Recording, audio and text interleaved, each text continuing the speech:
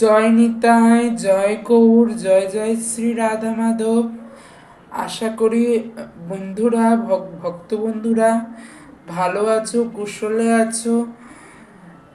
ভগবান আমাদের নানা পরীক্ষা নেন, বিশেষ করে ভক্তদের, যারা ভক্তির পথে আছে, যারা ভক্তি করছেন ভগবানের, আমাদের মতো নবাগত ভক্তদের, এবং যারা পৃথিবীতে সৎভাবে চলতে চান তাদের অনেক পরীক্ষা নেন, একটা দুটো না।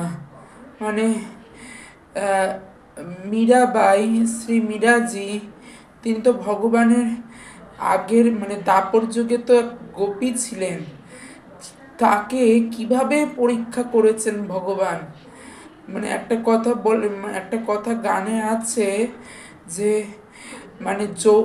জহুরি জহর চেনে, হ্যাঁ, রত্ন চেনে, কিন্তু ন্যায় সেটা পরখ করে চেনে যে এটা সোনা বা এই রত্ন, কিন্তু সে আবার পরীক্ষা করে নেয়।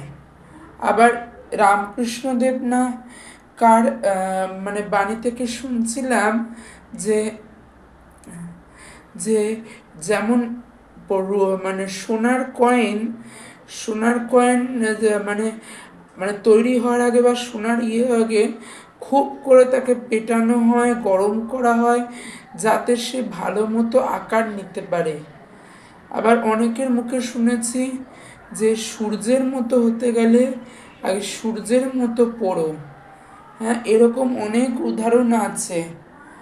আমাদের ভক্ত জীবনে অনেক কষ্ট বিপদ আসবে, অনেক প্রতিকূল অবস্থা আসবে। প্রতিকূল অবস্থায় আমরা ভগবানের স্মরণ করছি কিনা সেটাই আমাদের মেন বিষয়। দেখো, ভগবানকে দর্শন করো, অনেক দিন পর ভগবানের দর্শন করাচ্ছি। দেখো, গৌরচাঁদের এরকম শৃঙ্গার খুব কম হয়। দেখো, গৌরচাঁদকে দর্শন কম হয় বলতে সাজানোর সময় ঠিক পাই না, শৃঙ্গার করার, কিন্তু না, আমি কাউকে দেবও না। আমি দেওয়ার কে? ইনি চাইলে যাই কারুর কাছে যাবে। ইনি আমার প্রাণ ধন এনাকে। আর এই যে গোপীনাথ, ইনি আমার প্রাণ ধন। শত বিপদ আপত্তি হোক, আমি কাউকে এনাদের দেব না। দেখো,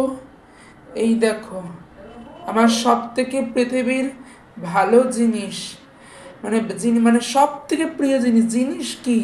প্রিয় ব্যক্তি, প্রিয়, মুখে বলছে এটা মননেও তাই হয়। এখন রাখি, মা ডাকছে,